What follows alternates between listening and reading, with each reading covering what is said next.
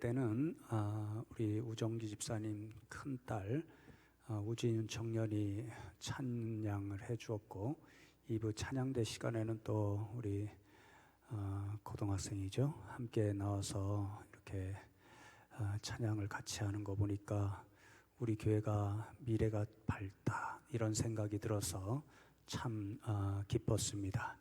저와 여러분이 이런 일들, 우리 자녀들 위해서, 우리 교육의 비전, 첫 번째 비전을 위해서 늘 관심 가져주시고 기도해 주시면 감사하겠습니다. 벌써 20년 넘은 일인데요, 신학교 1학년 말쯤에 한 교회에서 교육전도사로 사역을 시작하게 되었습니다.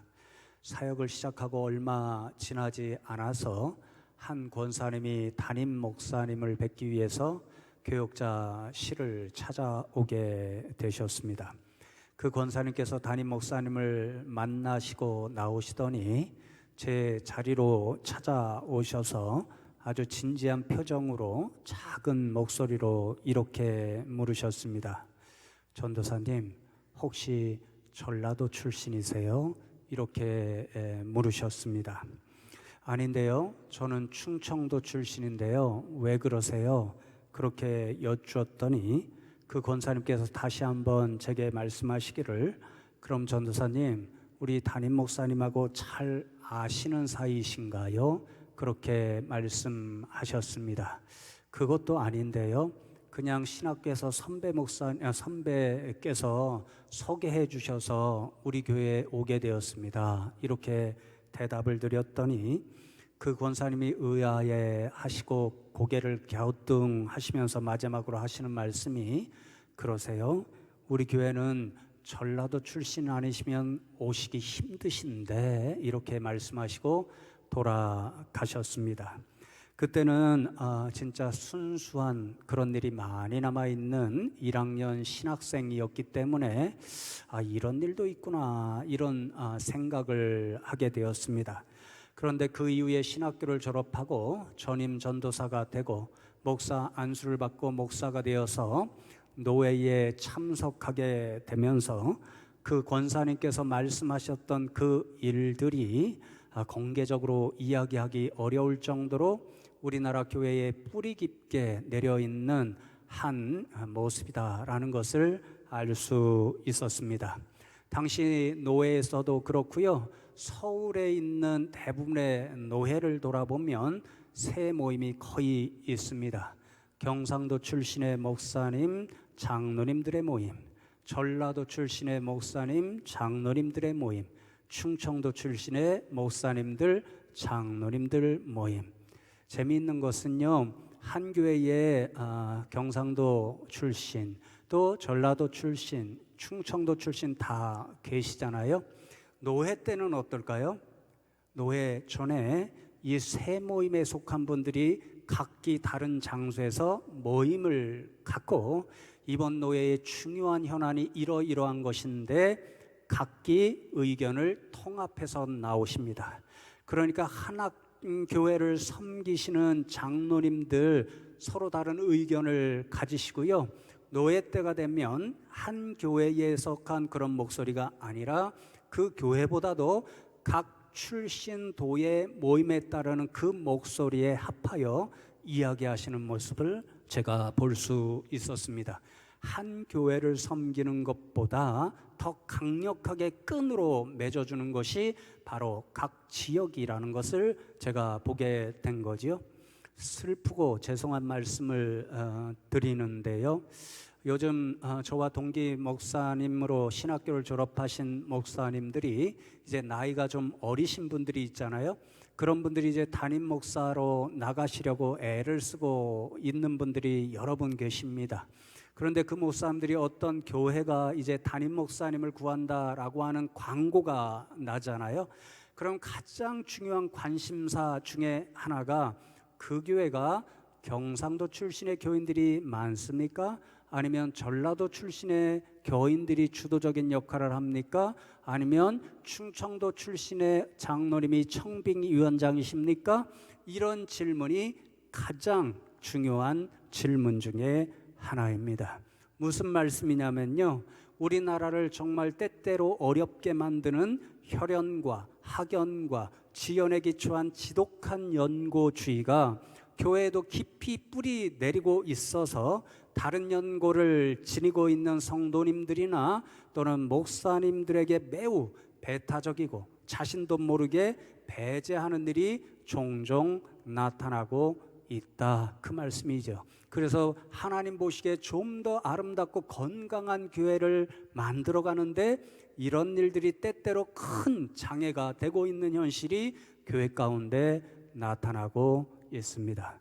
그런데 성도 여러분, 성경을 가만히 보면요, 이런 일이 단지 오늘날 우리나라나 우리 교회 가운데 일어나는 그런 문제만은 아닙니다.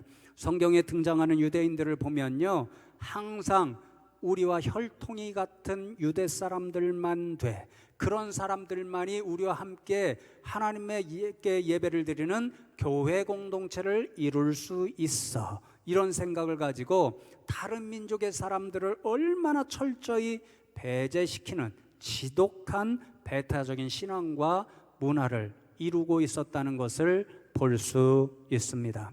여러분, 오늘 우리가 나누게 되는 이 본문 말씀도 이러한 유대인들의 굉장히 지독한 배제의 문화, 그런 정신에 비추어 볼 때 하나님께서 저와 여러분에게 오늘 주시는 이 말씀이 얼마나 놀라운 말씀인가를 깨달을 수 있습니다. 여러분, 이사야 56장부터 마지막 66장까지의 말씀은 바벨론 포로기에서 돌아온 이스라엘 백성들에게 이사야 선지자의 입술을 통해서 하나님께서 친히 주시는 말씀입니다. 포로기에서 돌아온 이스라엘 백성들이 자신의 나라로 돌아왔을 때 포로기 이전에 직면하지 않았던 심각한 복잡한 문제와 직면하게 되었습니다. 여러분, 포로기 이전에는 예루살렘과 이스라엘 땅은 자기들의 땅이고 자기들의 수도니까요, 대부분이 유대인들이었습니다. 그런데 포로기로부터 돌아오니까 그 땅은 이미 바벨론 땅이 되었었고 이제는 페르시아 땅이 되니까요, 수많은 이방인들이 예루살렘이 유명하니까 그곳에 들어와 살고 있었습니다. 그리고는 포로로 잡혀가지 않았던 이스라엘 땅에 남아있던 사람들 가운데는 이런 이방인들과 때로는 혼인관계를 맺고 때로는 상업관계를 맺어서 굉장히 밀접한 관계를 유지하며 살아가고 있었습니다. 그리고 우리도 일제시대에 그런 사람들이 좀 있었잖아요. 바벨론이나 또는 페르시아나 이런 사람들이 이제 강력한 그러한 나라로서 유대인들을 지배하고 있으니까 그런 사람들과 가까이 지내는 것은 내게 굉장히 유익을 줄 수 있어, 이런 생각을 가진 사람들이 정치적으로 그런 사람들과 가까이 하고 그런 사람들에게 머리를 조아리는 그런 삶을 살아가고 있었습니다. 그러니까 포로로 잡혀갔던 그 사람들 대부분은요, 우리는 비록 포로로 잡혀가 바벨론 땅에 있었지만 그곳에서도 하나님을 향한 신앙, 그리고 우리의 피의 순수성을 지키려고 애썼어, 그런 정결한 사람이라고 스스로 자부했던 사람들이 바라볼 때 스스로 심각한 질문을 던질 수밖에 없었습니다. 도대체 이런 사람들과 우리가 함께 하나님의 백성이 될 수 있는가? 도대체 이런 사람들과 더불어 우리가 하나님의 교회에 나가서 그 성전에서 함께 하나님 앞에 예배할 수 있는 그런 일을 할 수 있는가? 그런 심각한 질문을 던지게 되었습니다. 좀 전에 말씀드렸죠? 대부분의 사람들은 스스로 어려운 상황 가운데도 피의 순수성과 신앙의 순수성을 지켰다고 자부하는 정결한 사람들이었기 때문에 이런 질문 앞에서 굉장히 강경하고 배타적인 입장을 취했습니다. 우리와 같이 끝까지 피의 순수성, 신앙의 순수성을 지킨 사람들만이 하나님의 백성이 될 수 있고 우리와 더불어 하나님 앞에 나가 예배할 수 있어, 그런 사람만이 우리 교회 공동체를 이룰 수 있어, 이렇게 주장하며 그런 사람들을 다 배제하려고 하였던 거지요. 그 사람들 가운데 대표적인 사람들이 오늘 본문에 나오는 이방인과, 죄송한 표현이지만 고자로 불리는 사람들이었습니다. 여러분, 이방인은 당연히 유대인과는 피의 그런 순수성을 유지하는 것과는 다르기 때문에 이방인은 우리 예배 공동체에 받아들일 수 없고 하나님의 백성이 될 수 없어 그렇게 주장했습니다. 그리고 여기 거자로 표현된 사람들은 월터 브루그만의 제가 책을 읽고 말씀을 나누고 있잖아요. 그분의 해석에 따르면 좀 전에 말씀드린 이방인들과 혼인관계, 상업관계, 정치관계를 맺으면서 유익을 취하는 사람들을 비하하는 그런 말로 이해할 수 있다는 거지요. 그런 사람들은 우리 민족 가운데 계속해서 이러한 후손을 남겨서는 안 돼. 고자와 같이 더 이상 그런 사람들은 우리 민족 가운데 후손을 남기지 말고 끊어져야 돼. 이렇게 저주하고 비하하는 사람들이었습니다. 이런 사람들 향하여 강경하고 순수성을 지켰다는 정결한 유대인들은 너희는 피의 순수성, 정신의 순수성, 신앙의 순수성을 저버렸기 때문에 더 이상 하나님의 백성도 될 수 없고 우리와 더불어 한 교회에 속해서 하나님 앞에 예배할 수도 없어, 이렇게 주장하였습니다. 그래서 성도 여러분, 유대인들은 얼마나 배타적인 정신이 강했는지 모릅니다. 자신들과 같이 순수한 혈통을 가진 유대인만이 하나님께 속한 하나님의 백성이 될 수 있고 하나님께 예배하는 교회 공동체에 속할 수 있다, 이렇게 생각하였습니다. 이러한 유대인들에게 주시는 하나님의 말씀이 오늘 본문의 말씀입니다. 하나님께서는요, 아니다, 혈통이라는 조건이 나의 백성이 되게 하는 조건이 아니다, 유대인이라는 조건이 나의 교회가 되게 하는 제일 중요한 조건이 아니다, 그렇게 말씀하십니다. 그러면서 하나님께서는요, 진짜 하나님의 백성이 될 수 있는 조건, 진짜 하나님의 교회가 될 수 있는 요건을 친히 말씀해 주십니다. 그 요건이 뭐냐면요, 3절 시작하는 부분을 보시면 여호와께 연합한 이방인은, 이렇게 말씀하시고 6절 시작하는 부분에도 동일하게 또 여호와와 연합하여, 이렇게 말씀합니다. 진짜 하나님의 백성이 되고 진짜 하나님의 교회에 속할 수 있는 요건은 이 사람이 유대인이라는 혈통을 가졌는가 가지지 못했는가, 그것이 아니라 하나님께 연합하여 살아가고 있는 사람인가 아닌가, 그것에 의해서만 결정될 수 있다, 그렇게 말씀하셨습니다. 여러분, 연합한다는 히브리어 원어를 찾아보면요, 실이나 또는 노끈을 꼬는 것을 말합니다. 그러니까 단단하게 결합하여서 뗄래야 뗄 수 없는 관계를 맺는 것, 그것이 연합한다, 그런 뜻입니다. 성경에 보면 하나님께 연합한 가장 대표적인 인물이 바로 히스기야 왕이었습니다. 열왕기상 19장 6절 말씀해 보시면 히스기야 왕이 여호와께 연합하여 그에게서 떠나지 아니하고 라고 말씀합니다. 히스기야는 하나님을 믿기로 작정하여서 하나님과 절대로 떨어질 수 없는 관계를 스스로 만들었고, 그리하여서 하나님 외에 다른 우상들에게 눈이 멀어서 그 우상들에게로 달려감으로 하나님을 버리지 않는 인생으로 일생 동안 살아갔다, 그 말씀인 거죠. 그래서 여러분, 6절 말씀 전반절을 다시 제가 읽어드리는데요, 여호와와 연합하여 그를 섬기며 여호와의 이름을 사랑하며 그의 종이 되며 라고 말씀합니다. 연합한다는 말의 의미를 세 가지 동사로 말씀해 주지요. 연합하는 사람은 하나님만 섬깁니다. 하나님께 연합한 사람은 하나님의 이름은 존재 그 자체를 말하는 것이니까 하나님만 사랑합니다. 하나님께 연합한 사람은 하나님의 종이 됩니다. 하나님만 주인으로 모셔드리고 살아갑니다. 이렇게 하나님께 연합하여서 하나님만 섬기고 하나님만 사랑하고 하나님만 주인으로 모셔드리고 살아가는 사람, 이런 사람이 진짜 하나님의 백성이 되고 진짜 하나님의 교회에 속하게 된다, 하나님의 말씀입니다. 성도 여러분, 그렇습니다. 유대인과 같은 혈통이 우리를 하나님의 백성이 되게 하지 않습니다. 혈연과 학연과 지연에 기초한 연고가 우리로 하여금 하나님의 교회가 되게 하지 않습니다. 오직 하나님께 연합하는 믿음, 그래서 하나님만 섬기고 하나님만 사랑하고 하나님만 주인으로 모셔드리고 사는 것, 이것만이 우리로 하여금 하나님의 자녀가 되게 하고 하나님께 속하게 하는 유일한 하나님의 요건입니다. 그래서 여러분, 혈통이 비록 유대인이 아니라고 할지라도 하나님과 연합하는 믿음만 가지고 있으면 누구나 다 하나님의 백성이 되고 하나님 앞에 나와 하나님의 교회에서 함께 예배할 수가 있습니다. 같은 혈연이 아니더라도, 같은 학교 출신이 아니더라도, 같은 지역의 사람이 아니더라도 하나님께 연합하는 믿음을 가지고 있는 사람이라면 누구나 예외 없이 같은 교회에 나와서 같은 하나님을 예배하는 사람들이 될 수가 있습니다.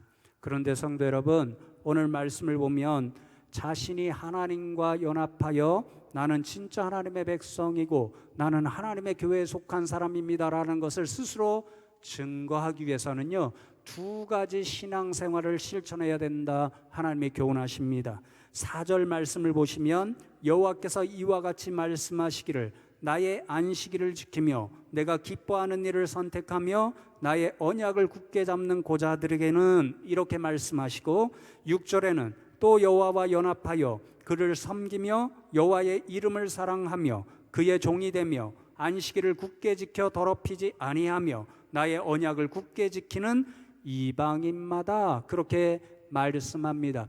유대인들이 보기에는 같은 혈통이 아니고 그 순수성을 지켜지 못했기 때문에 이방인도 고자도 하나님의 백성이 될 수 없고 하나님의 교회에 속할 수가 없습니다. 그런데 하나님은 유일한 조건으로 하나님께 연합하는 믿음을 내세우셨고, 그런 믿음을 보여주는 사람은 4절과 6절에 보면 두 가지 공통점이 나오지요. 첫 번째로는 안식일을 지키고 두 번째로는 하나님의 언약을 굳게 잡게 되면 누구든지 하나님 앞에 나와 나는 하나님의 사람입니다, 그렇게 믿음을 고백하며 하나님 앞에 예배하는 교회의 일원이 될 수 있습니다. 이 두 가지를 잠시 나누고 저와 여러분도 이런 의미에서 진짜 하나님의 백성, 하나님의 교회가 되자, 그런 믿음을 결단하고 이 자리를 떠나면 좋겠습니다. 첫 번째로, 하나님과 연합하는 믿음을 가진 사람은 안식일을 지킴으로써 자신이 하나님께 속한 백성이라는 것, 하나님의 교회의 일원이라는 것을 드러내 보여줘야 된다, 그렇게 말씀하십니다. 여러분, 우리는 지난 두 주 동안에 안식일, 주일을 지킨다는 것의 영적인 의미를 함께 나누었습니다. 안식일, 주일을 지킴으로써 우리는 엿새 동안 열심히 일하시고 일곱째 날을 안식하신 하나님을 본받는 이미타치오 데이의 영성의 사람으로 훈련하는 일이다 라고 말씀드렸고요. 또 안식일 주일에 하나님 앞에 예배하는 이유는 하나님께서 저와 여러분에게 베풀어 주신 은혜를 잊지 않고 기억함으로써 기억상실증에 정하는 일이다, 그렇게 말씀드렸습니다. 그래서 성도 여러분, 안식일 주일에는 철저하게 누가 기억되고 누가 우리 마음을 사로잡아야 되느냐면요, 하나님이 기억되고 하나님이 우리의 마음을 사로잡아야 됩니다. 그래서 여러분, 안식일 주일은요, 말 그대로 주님의 날, 주님이 기억되고 주님이 우리의 주인 되심을 고백하는 날이 바로 안식일이요 주일입니다. 그러면 우리는 어떻게 그 믿음을 고백하는가? 바로 예배를 통해서 고백합니다. 왜냐하면요, 예배를 통해서 우리는 우리 주인 되신 하나님을 높여드리고 하나님을 우리 주인으로 선포하기 때문에 그렇습니다. 여러분, 그래서 예배의 의미 원어를 찾아보면요, 엎드린다, 부복한다, 그런 의미를 가지고 있습니다. 예배 자리에 나와서 저와 여러분이 낮아지면 낮아질수록, 엎드리면 엎드릴수록 저와 여러분은 그만큼 겸손한 하나님의 종임을 선포하는 일이고, 그만큼 우리가 낮아지면 낮아질수록 예배 받으시는 하나님은 높아질 수밖에 없기 때문에 그렇습니다. 그러니 여러분, 우리는 예배를 통하여 하나님께서 우리의 주인이 되시고, 그래야 우리는 하나님의 백성이 되고 우리는 하나님의 교회의 성도라는 것을 선포할 수가 있습니다. 제가 몇 년 전에 대전에 있는 한남대학교에 강의를 가게 되었습니다. 하루는 이제 KTX를 타고 대전에 내려가려고 서울역을 가게 되었는데요. 바쁘게 달려가다가 광장 한가운데 어떤 분을 보고 시선이 사로잡혀서요. 지금도 그 장면을 분명하게 기억하고 있습니다. 수많은 사람이 오고 가고 있는 그 광장 한가운데서 어떤 사람이 방석 같은 거 길게 펴놓고 그곳에서 계속해서 엎드렸다 일어났다를 반복하는 모습을 보게 되었습니다.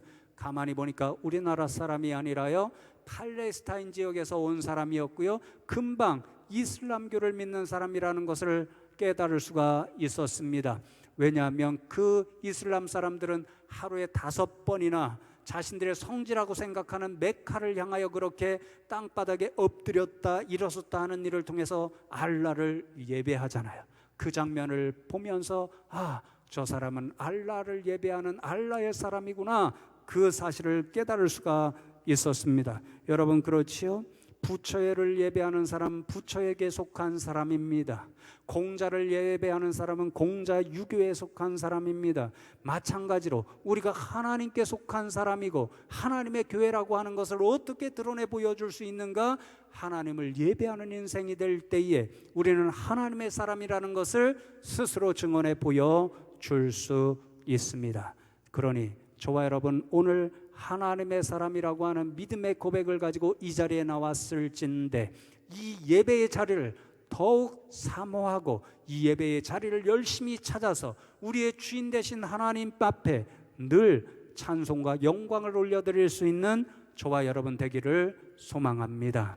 여러분, 두 번째로 하나님께 연합한 믿음의 사람은 하나님의 언약을 굳게 잡아야 된다, 그렇게 말씀하십니다. 하나님의 언약은 하나님께서 애굽에서 정말 고통받고 있던 이스라엘 백성들을 건져내신 후에 시내산 앞에 이르러서 언약을 맺은 그 말씀을 의미합니다. 하나님께서 이스라엘 백성들에게 한 가지 조건을 부여해 주시죠. 내 말을 잘 들으면 나는 너의 하나님이 되고 너희는 나의 거룩한 백성이 되리라, 그렇게 언약을 맺어 주셨습니다. 그러니 성도 여러분, 언약을 굳게 잡는다는 첫 번째 조건이 무엇이냐면요, 시내산에서 언약을 맺으면서 하나님께서 이스라엘 백성들에게 주신 말씀들, 그 말씀들대로 철저히 지키며 순종하며 사는 것, 이것이 언약을 굳게 잡는 하나님께 속한 백성이요 하나님 교회의 일원이 된다, 그 말씀이지요. 여러분, 똑같은 비유를 들어볼까요? 우리가 공자를 믿으면 누구의 말을 삶의 지침으로 삼고 살아가나요? 공자의 말입니다. 제사를 드리면서 그러지요. 이것이 공자께서 이렇게 하라고 말씀하신 거야, 그것을 보면 분명히 알 수 있습니다. 알라를 믿는 사람들의 제일 중요한 말은 누구의 말일까요? 알라의 말입니다. 그래서 코란을 꼭 한 손에 짚고 살아야 된다, 그들은 그렇게 이야기합니다. 여러분, 부처를 믿는 사람들에게 가장 중요한 인생의 지침의 말은 부처의 말이 될 수밖에 없습니다. 그러면 우리가 하나님과 연합한 믿음의 사람일진데 우리의 인생의 방향을 결정짓고 우리의 삶의 지표를 삼아야 할 말은 누구의 말일까요? 하나님의 말씀입니다. 그러니 여러분, 우리가 하나님의 말씀대로 지키고 순종하며 살아갈 때 우리는 세상을 향하여서 나는 하나님께 속한 하나님의 백성이고 하나님 교회의 일원입니다, 이렇게 스스로 보여줄 수가 있습니다. 여러분, 오늘 본문 1절과 2절 말씀을 보시면 하나님께서 하나님의 말씀을 지킨다는 것을 딱 두 가지로 아주 쉽게 요약해 주십니다. 제가 다시 한번 읽어드립니다. 여호와께서 이와 같이 말씀하시기를 너희는 정의를 지키며 의를 행하라. 이는 나의 구원이 가까이 왔고 나의 공의가 나타날 것임이라 하셨도다. 안식일을 지켜 더럽히지 아니하며 그의 손을 금하여 모든 악을 행하지 아니하여야 하나니 이와 같이 하는 사람, 이와 같이 굳게 잡는 사람은 복이 있느니라, 이렇게 말씀합니다. 언약을 굳게 잡는 사람, 하나님의 말씀대로 살아가는 사람은 첫 번째 긍정적인 의미에서 정의를 지키고 의를 행하여야 된다. 그렇게 말씀하고, 부정적인 의미에서는 그 손을 금하여 모든 악을 행하지 말아야 된다. 하나님의 말씀을 지킨다는 것은 의를 행하고 악을 행하지 말아야 된다, 그 말씀인 거죠. 그러니 여러분, 우리가 하나님의 백성이요 교회의 일원이라고 하면서도 마땅히 행해야 할 의를 행하지 않는다면 저와 여러분은 아직 하나님의 백성에서 멀어져 있는 것이고 교회의 참된 일원이 되지를 못한다. 두려운 말씀이지요. 또한 더 나쁘게는 하나님께 합한 사람이라고 하면서도 악한 일을 서슴없이 행한다면 우리는 결단코 하나님의 백성이 될 수도 없고 하나님의 일원이, 교회의 일원이 될 수도 없다, 그 말씀인 거죠. 그러나 여러분, 이 두려운 말씀을 기억하면서 저와 여러분이 진짜 하나님의 백성이고 하나님 교회의 성도들일진데 하나님 말씀하시는 대로 오직 바른 일을 행하며 결단코 악한 일과는 가까이 하지 않는 저와 여러분 되면 좋겠습니다. 이제 말씀을 맺습니다. 7절 말씀, 아주 유명한 말씀이지요. 내가 곧 그들을 나의 성산으로 인도하여 기도하는 내 집에서 그들을 기쁘게 할 것이며 그들의 번제와 희생을 나의 제단에서 기꺼이 받게 되리니 이는 내 집은 만민이 기도하는 집이라 일컬음이 될 것임이라. 내 집, 하나님의 교회는 만민이 기도하는 집이다. 예수님께서도 인용하신 아주 유명한 말씀입니다. 사랑하는 성도 여러분, 이것이 곧 하나님의 꿈이요 비전입니다. 하나님께서는 모든 만민이 이 교회에 와서 함께 기도하고 예배하기를 원하십니다. 그래서 교회는 유대인들만의 교회가 될 수 없고 유대인들만이 나와서 하나님 앞에 예배하는 공동체가 될 수 없습니다. 그래서 교회는 혈연과 학연과 지연이 같은 사람만이 나와서 함께 가까운 사람과만 예배하는 그런 공동체가 될 수 없습니다. 교회는 하나님과 연합하는 모든 사람, 그래서 주의를 지켜서 하나님께 예배하고 하나님의 말씀대로 순종하는 사람이라면 누구도 예외 없이 자유롭게 나와서 함께 예배할 수 있는 믿음의 공동체입니다. 갈라디아서 3장 28절의 비전, 너희는 유대인이나 헬라인이나 종이나 자유인이나 남자나 여자나 다 그리스도 예수 안에서 하나이니라. 이 비전이 이루어지는 첫 번째 장소가 바로 하나님의 교회입니다. 그러나 여러분, 안식일 주일이 어떤 날인가? 이 예배 자리가 어떤 자리인가? 혹시 저와 여러분도 모르게 우리 안에 나만 돼, 우리만 돼 이러한 배제의 정신이 숨겨져 있다면 그것을 주님 앞에 다 내려놓고 만민이 기도하는 집, 그 하나님의 비전을 이룰 것이야, 그렇게 결단하는 자리가 이 날이요 이 자리인 것을 분명히 기억하는 저와 여러분 되면 좋겠습니다. 그래서 여러분, 말씀을 준비하면서 우리가 함께 이루어가는 이 숭실교회가 참 좋은 교회다, 그런 생각을 하게 되었습니다. 왜냐하면요, 제가 알기로는 이 자리에 있는 저와 여러분 가운데 누구도 나만 돼 생각하는 사람이 하나도 없으니까 오늘도 출신도 다양하고 생각도 다양하고 얼굴 생김새도 다양한 모든 분들이 이렇게 나와서 숭실의 이름으로 하나님 앞에 예배하고 있기 때문에 그렇습니다. 그러나 옆에 있는 분들에게 말씀 끝나기 전에 함께 이야기하면 좋겠습니다. 우리 교회 좋은 교회입니다. 그런 줄로 믿습니다. 하나님 보시기에 만민이 함께 나와서 기도하고 예배함으로 하나님의 비전을 이루어가는 저와 여러분 다 되시기를 주님의 이름으로 축복합니다. 이 말씀 기억하면서 잠시 하나님 앞에 이 믿음을 결단하고 우리 교회를 위해서 기도하면 좋겠습니다. 하나님, 그렇습니다. 하나님이 원하시는 교회의 모습을 우리가 오늘 말씀을 통해서 깨달아 알았사오니 우리 교회가 그 하나님의 비전, 만민이 함께 나와서 기도하고 하나님 앞에 예배하는 교회의 꿈, 그것을 이루어드리는 우리 숭실교회와 성도님들 되게 하여 주시옵소서.